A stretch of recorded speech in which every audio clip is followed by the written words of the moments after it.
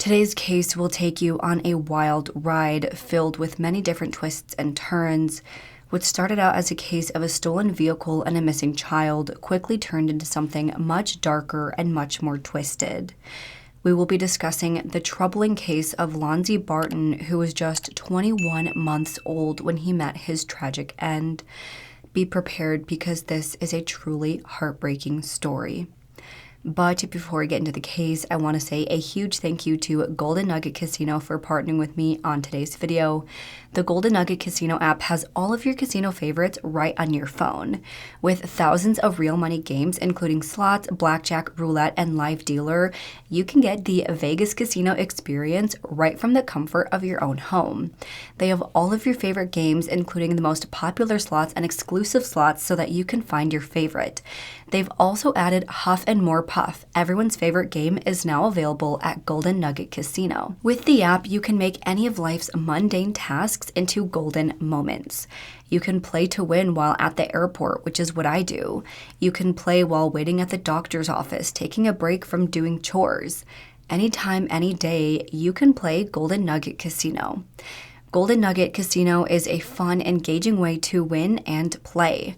It's also safe, secure, and reliable, so you know that you can trust where you're putting your money.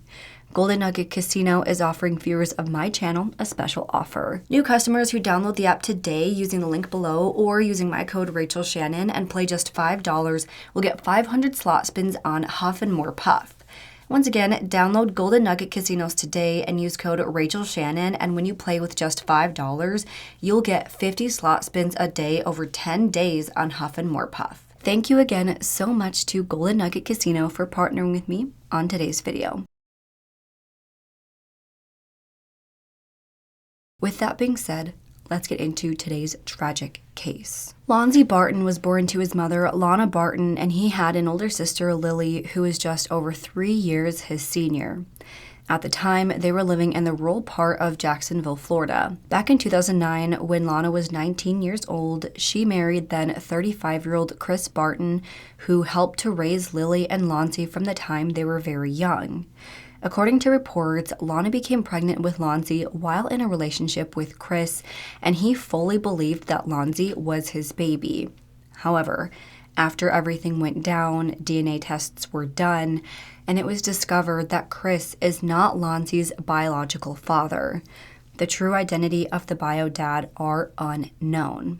But again, throughout the entirety of Lonzie's life, Chris believed he was his baby and loved him as such.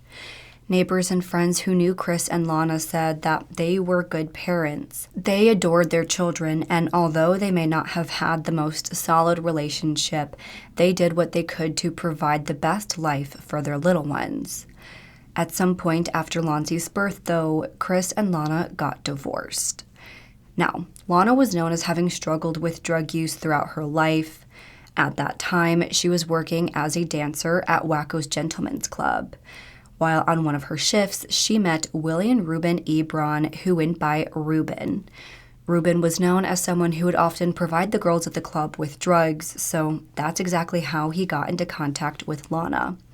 Then, after getting to know each other, the two began a romantic relationship, which, according to later reports, appeared to be largely focused on their drug use together. After starting this relationship, Lana and her 2 children ended up moving in with Reuben. According to Lana's family, she was very easily influenced, so it's no surprise that she fell hard into drug use and moved in with a man so soon after they started dating. Not a lot is known about their relationship as a whole, but I think it can be safely assumed that it wasn't the most solid, healthy situation for anyone involved. It seemed like Lana was the type of person who always needed to be dating someone, regardless of how it impacted her or her children. She seemed to just go along with whatever the man wanted, never really pushing back or saying no. But that is just what I gather from what her family has said about her and from what little we know about the dynamics between her and Reuben. The case begins on the evening of Thursday, July 23rd, 2015. By 8 p.m. that night, Lana headed to Wacko's for her shift, while Lonzie and Lily stayed at home with Reuben. Things seemed to be going as normal at the home until around 2:20 a.m., now going into July 24th, when it was time to pick up Lana from work. At that time, Reuben called 911 with a bizarre story. He told police that he had put Lonzie and Lily in the car so that they could head to Wacko's. But after getting the kids in the car, he had to run back into the apartment to grab something. But shortly after he went inside, he was followed by then 5-year-old Lily, who said that she didn't want to wait in the car. It was dark and scary. After grabbing whatever he needed from the apartment, he returned to the parking lot, only to find that an unknown person was driving off in his car, an orange 1995 Honda Civic, with Lonzie still inside. It seems like he tried chasing after the unknown driver for a minute or two before returning to the apartment to get his phone and call 911. Jacksonville 911, Archibald. Yeah, someone reported a car stolen. It's a 95 Honda Civic. Do you know who stole it? No, I don't. It's a 95 Honda Civic, and somebody just took off. Okay, hold on 1 second. Let me just check and make sure it wasn't towed or anything, all right? It couldn't have been towed, not that quick. And it's my kid is in the back, still in the back of the car. My kid is in the back of the car. Okay. What color is it? It's a bright orange. You can't miss it. 95 Honda Civic. Which way did it go? I just seen it. I tried to run towards the street, but it looked like it went left. Your kid is in the back seat, right? Yes, in the back seat. Can you describe the suspects? I did not see. I went inside real quick, put on a movie, and by the time I came out, the car was gone. So you parked your car out front, left the kid in the car real fast, went inside, came back out, your car's gone. I had both kids in the car. The car was locked. One kid got out and came to the inside, and then by that time I looked and the car was gone. Listen, sir, the police are already on the way, okay? All right, listen, we have an officer already in the area. Are you able to step outside and talk with the sergeant? Yes, I am. Police responded to the call shortly after and started out on their search for the missing vehicle. It wasn't long before officers found the car abandoned just a few blocks away from the apartment at 2:37 a.m. But when they found the car, Lonzie was not in it. From there, several police officers in the area gathered to start searching for this missing 20-month-old baby boy. They immediately took to the media, alerting to the public about this possible child abduction, asking them to keep on the lookout for the missing boy. By 6:22 a.m., 4 hours after Lonzie was last seen, an Amber Alert was issued. By 11 a.m. that day, the searches began expanding, and now officers were going house to house. They gathered over 50 police cruisers and officers who met at a portable tent so that they could all prepare for what was to come, an exhaustive, desperate search for a missing baby boy. At that time, this is what police knew, that Lana, the mother, was at work. Reuben, her boyfriend, saw the man drive off with Lonzie in the car. The man thought to be his biological father, Chris, had an alibi in another county. Reuben and Lana were being cooperative, providing detailed accounts of their whereabouts from the day prior and the hours leading to Lonzie's abduction. The older sister, Lily, wasn't questioned right away because she was so exhausted after being up all night, so they were giving her a chance to rest. For the hours that followed, the intensive search efforts continued, but they were finding no sign of Lonzie.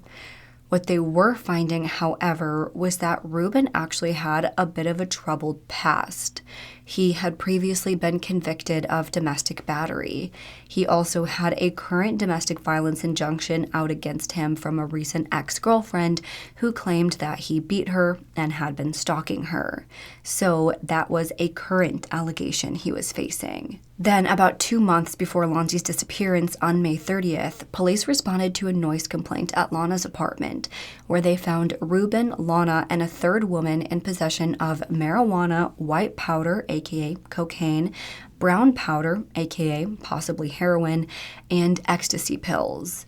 Reuben was also found with about $400 of cash on him. So that, along with the drugs they found, led officers to believe that they were selling these drugs. All 3 individuals in that apartment were arrested. Then shortly after their arrests, Lana was evicted from that apartment, and that's pretty much how she ended up living with Reuben in his apartment. Given Reuben's unsavory history with domestic violence and drugs, police felt that they had enough to charge him with child neglect while they continued searching for answers. At the very least, he left a toddler in the car unattended for several minutes, allowing him to be abducted. So Reuben sat in jail with his new charges, and police continued their investigation. They brought out dive teams to search the nearby bodies of water. They continued questioning every single resident in the area and the surrounding neighborhood, and even put out a $10,000 reward for any information leading to a safe return home. But those long hours turned into days and then a week, and there was still no sign of Lonzie anywhere. But as they were conducting their searches for Lonzie, police also started collecting surveillance video from the surrounding businesses and apartment complexes. And one of the videos they found completely contradicted what Reuben said happened on the night of Lonzie's disappearance. It showed that Reuben drove his own car to the spot where it was later found, parked it there, and then ran away towards the apartment complex just minutes before he dialed 911. 2 officers at this point, it appeared that Reuben had actually staged the scene to make it look like a random abduction. After doing all of these searches and finding nothing, and now seeing that Reuben appears to have staged the scene, the search was scaled back and the Amber Alert was canceled. Police announced that they were no longer considering the disappearance as a missing child. It is now a murder investigation, and Reuben is their main suspect. From there, police seized Reuben's cell phone to track his movements in the months, days, and hours leading to Lonzie's disappearance. They found that all throughout this time, as I've been mentioning throughout the video, Reuben participated in selling and doing drugs. Just hours before that 911 call came in, Reuben got a text from a friend saying, "What's up, bro? What you got planned for tonight?" And Reuben replied that he was just chilling at home.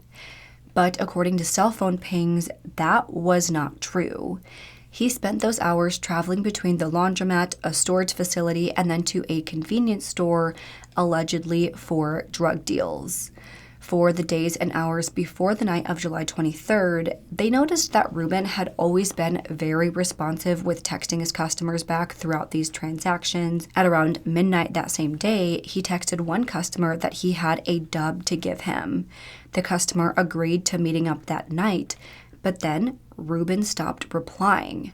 Nothing else came from Reuben's cell phone until 2:16 a.m. on the 24th, when he called 911 to report the disappearance. So basically, this is all saying that he's very active and he's very responsive with his customers. He's meeting up with people, he's texting them back, until around the time of Lonzie's disappearance, when he doesn't meet up with this customer to sell him the drugs, and he stops texting everyone back. So something was happening during that time. At this point, investigators can see that, again, on the same day as Lonzie's disappearance, Reuben suddenly went unresponsive, which was unusual for him. At the same time, they know that he lied about the abduction. He staged it. Why, though? Investigators still needed more answers. At this point, police seized Reuben's cell phone to examine it, and there they found several photos that he had attempted to delete off of his phone, but officers were able to recover them. These photos showed that Lonzie had been suffering from physical abuse for weeks before his death. Not only that, but it appears that Lana knew about it. In one of the photos, it showed poor 21-month-old Lonzie had a bruise on the side of his head by his ear, and yellow liquid was coming out of his ear. He also had extensive bruising on his abdomen. They also found that just one day before Lonzie's disappearance, Lana had actually confronted Reuben about the bruising. Again, he had all this bruising. He had liquid coming from his ears. He was acting lethargic and had been vomiting that entire day. Yet it showed that Lana still opted to leave Lonzie in Reuben's care while she worked the following day. Clearly, Lonzie was not being treated well by Reuben, and Lana knew about it, yet she wasn't doing anything to stop it. And not only that, but she was still leaving him in his care, knowing that he was most likely physically abusing him. By that point, officers took Lana in for an official interview. There, they grilled Lana with questions about her care towards her son. She said that she didn't know what happened to him, didn't know that any sort of abuse was going on. But officers confronted her about those bruises, about how she knew they were there, yet still allowed Lonzie to be under Reuben's care. They asked her why she left him with Reuben instead of taking him to the hospital for medical attention. To all of these questions, she didn't really have any answers. All she said was that on the day of Lonzie's disappearance, he was alive and awake in the car with Reuben when he dropped her off at work. Then, later in the interview, she finally gave a suggestion as to what may have happened to her son. She admitted that they did drugs in that home and said that maybe Lonzie got a hold of some sort of substance out of the dresser and accidentally overdosed or something like that. Maybe Reuben found him, freaked out, and then hid his body. But other than that, Lana maintained that she had no idea what happened to her son. I've got at least 2 times you've lied to us in this investigation. You've lied twice in here today. Correct? Say yes. About the... Anything. You lied at least twice in here today. Okay. Yes. Yes. Don't get smart with me. Well, I'm not. Okay, because I'm here. Listen, I'm the third day burning a candle trying to find your son. Yes, sir. Okay, when you were sleeping, my ass was here. Okay? Because you've lied during the felony investigation already. Felony investigation. You've lied. I've asked you to be honest. I'm being honest. Okay. Get on board with us. I'm getting on board with you. I'm trying to... You know where I want to go with this. You want to know, you know where I want to go with this. And I'm not going to spell it out for you. I'm not going to show you our case. I'm not going to show you our case, but I'm going to tell you this. The more you lie to me, I'm going to go get a rights form and read your rights. This I can tell you, and this comes from you. I'm going to go get a rights form. Well, and you can read them, because I don't know where my baby is. Lower your voice to me, because you have no right to raise your voice to me. You f***ing lied to me twice in your son's abduction case. Don't raise your voice to me. I have no reason to want to harm my baby or anything like that. And if I knew where he was, I would definitely have done said something. Yeah, I'm not calling and telling y'all what I heard on Christmas. Stop. I didn't have nothing to do with that. You got a reason to lie to me? No, I do not. Why have you done it twice now? I don't even know. Do you know how to tell the truth? Yes, I do know how to tell the truth, and I'm doing my best right now. Just I'm coming forward right with you now, on everything. 3 days later. By that point, though, it's obvious that Lana is a neglectful mother. At best, she brings in this drug dealer into her home and exposes her 2-year-old children to drugs and this lifestyle that they never should have been exposed to. At worst, she knew that her boyfriend was abusing her baby, but did nothing about it. In fact, she continued living with him and leaving him alone with him. Due to this, Lana Barton was ultimately arrested and charged with child neglect.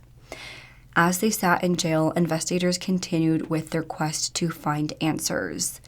Of course, they eventually spoke with Lonnie's 5-year-old sister, who allegedly was in the car with Lonzie just before the car was stolen. At first, she pretty much backed up Reuben's story. She said that she left him in the car all alone. She went on to say that him being missing, it's all her fault, which is absolutely heartbreaking to hear, knowing that this 5-year-old little girl, blames herself for her little brother going missing. But then, by late August, she was at school when she broke down and said to a teacher, "My baby brother is dead. They killed him with a knife and threw him in the woods."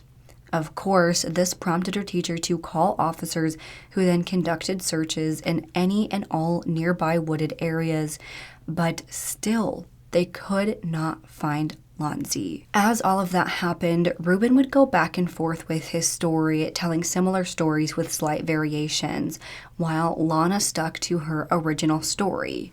She maintained that she didn't know what happened. But then, by January of 2016, Lana worked out a plea deal. She pleaded guilty to charges of child neglect and lying to police officers in exchange for testifying against Reuben at trial. At this point, Lana knew that it was possible that she could be implicated for harsher charges due to the fact that Lonzie still wasn't found. And now, even his older sister is saying that something horrible happened. And it seems that as a response to Lana agreeing to testify against Reuben, as his trial was starting to near, he panicked and he also accepted a plea deal where he told investigators another version of what happened. This time, though, he was acknowledging that Lonzie was dead, but he did say that Lana knew about it. He said that on the morning of July 23rd, him and Lana had sex after putting Lonzie in the bathtub. Once they were done, they found that Lonzie had drowned alone in that bathtub and was dead.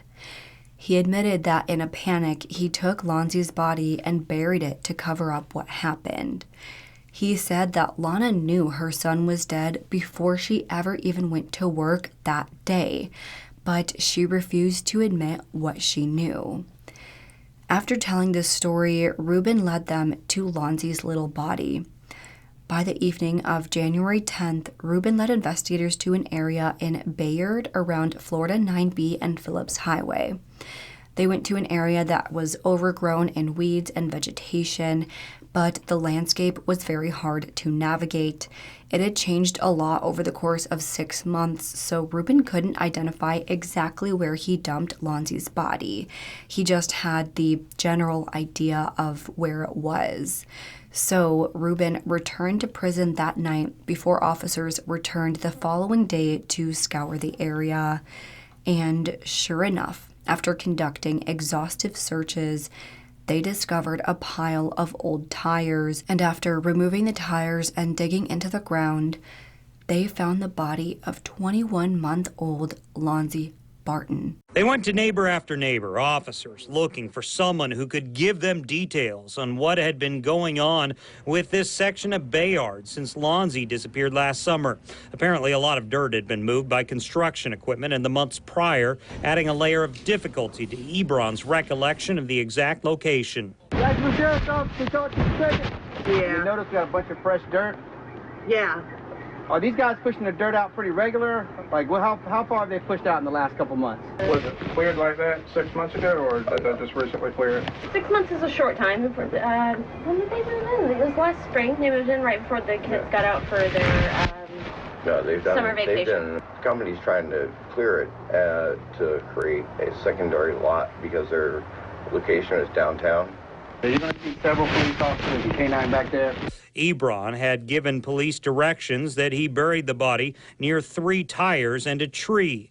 It was dark and time made things difficult. How do you feel holding that baby is what I'm trying to figure out. I mean, I just ran. You went too far. I went as deep as I could. Okay. And I went and I had that flashlight on. Where we were just at with those tires, it was something just like that. And I went to start digging, and I saw it a little bit further, so I went a little bit further. It was almost identical, but it was a tree, and it already had like a little, somebody had dug a hole, maybe a hole. And it was, like that, 3 tires sitting up just right, like if somebody just pulled them off the truck. But eventually information from neighbors coupled with Ebron's story gave them enough. I got 3 tires over here that were for our trailers, but there's a mystery tire. I don't know where the hell it came from. It's laying over here. By that point, it had been 6 months since his body was buried, and this is Florida we're talking about. It was humid, moist, and hot for most of those 6 months. So, unfortunately, by the time the body was discovered, he was very decomposed. Still, his body was sent to the medical examiner for an autopsy, and there it was determined that he had suffered multiple fractures to the skull and 8 broken ribs, which showed signs of healing. So that means that he likely suffered some sort of blunt force trauma to those areas shortly before he died. However, due to how decomposed his little body was, the medical examiner could not determine a cause of death. Even though there was evidence of blunt force trauma, he couldn't say with 100% certainty that this is what caused his death. So his death was listed as undetermined. So knowing all of this, we can see that Reuben was at least telling the partial truth because he knew where Lonzie's body was and was able to lead investigators most of the way. But of course, they couldn't determine his cause of death, and to this day, we still don't know exactly what caused it. As we know from earlier, there were signs of physical abuse. The photos of those bruises, his demeanor in the hours leading to his disappearance, him, being fatigued and throwing up. And again, the fractures found to his skull and ribs. But just because there was severe abuse doesn't mean that's what killed him. It's still entirely possible that he died in that bathtub by accident, just as Reuben stated. To me, it appears that Reuben was physically abusing this poor baby boy, all the while they obviously neglected him as well. Lana most likely knew about the abuse, but because she was so wrapped up in her drug use and her relationship with Reuben, she didn't do anything about it. And even though Reuben is a certified liar, I do believe his story to an extent, but obviously, I think there's a lot of details he left out. I think he was beaten, maybe throwing up all over the place from the head trauma. After throwing up, maybe they put him in the bathtub, leaving him unattended while they went off and did whatever. And because Lonzie is just a baby and because of the head trauma, I think he might have drowned. And I do think that Reuben hid his body before staging the scene to make it look like an abduction. To me, I think that Lana had to have known that Lonzie died, and she knew exactly how, and let me tell you why. If he was alive when Reuben dropped her off at work and she truly didn't know what happened, then Reuben had absolutely no reason to worry about Lana testifying. She could have talked about the abuse and how he previously treated her and Lonzie, but that's it. Investigators weren't going to find the body on their own, so they couldn't even prove that he was dead. So I definitely think that Lana knew he was dead, and when she agreed to testify, I think that Reuben was worried that he would get all the blame, and I think she would have told a more full story of what he did to that baby boy, regardless of if it was completely true or not. She definitely could have made Reuben look like he flat out murdered that baby boy in cold blood. If Lana had known what happened and she was the only one talking, then she had the full power to spin the story any way she wanted, and Reuben couldn't have that. I do think they both played part in poor little Lonzie's death, and I do think that they're both monsters for it, but with this whole plea deal with Lana agreeing to testify, I think that Reuben was afraid that he would get the full blame, which in my head, I do think he's mostly to blame for it, and I do think that Lana could have told the full story, but he could have gotten pinned down much worse than he was if Lana testified at a trial. So after all of this, after both of them accepted their plea deals, then 26-year-old Lana Barton was given a sentence of just 12 years behind bars. 5 years for lying to police and for the neglect charges. Then she was given an additional 7 years for charges related to other drug offenses. After that, then 33-year-old Reuben Ebron was handed a sentence of 20 years behind bars for charges of aggravated manslaughter, child neglect, and evidence tampering. After his sentence, he has maintained his original story that Lonzie accidentally died in the bathtub while they were having sex. Of course, after all of this came to light, family and friends of both Reuben and Lana said that they just can't believe any of it. Reuben's father initially didn't believe what was being said about his son, but he ultimately accepted the truth after hearing that Reuben led police to Lonzie's body. He said that he just hopes that Reuben can become a contributing member of society upon his release.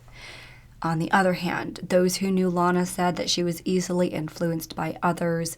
This wasn't in her nature to hurt her child, but they can see how she would have gone along with anything Reuben did. It's unfortunate, but she is right where she belongs. And like I said earlier, it wasn't until after all of this happened that Chris Barton discovered that he wasn't the biological father of Lonzie. He took a DNA test and it came back negative. We still don't know who the biological father is, but Chris considers himself as his father.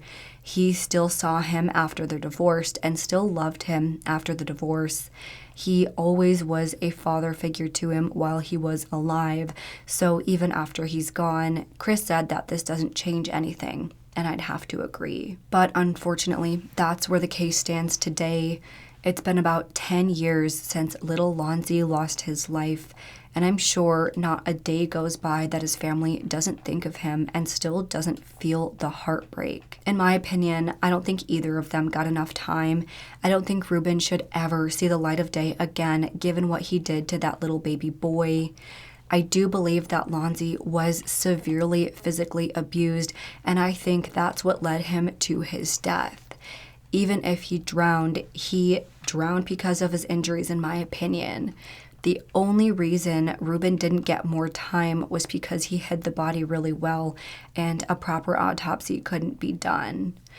I also think that Lana should have gotten a hell of a lot more time. 5 years for neglecting a child to death is nowhere near enough time to make up for the life of that child lost. The time the child will never get to spend on earth.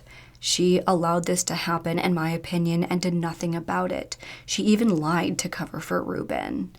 To me, I think she's just as responsible for what happened as he is, and I think she should have gotten an equal sentence. But again, that's where the case sits right now.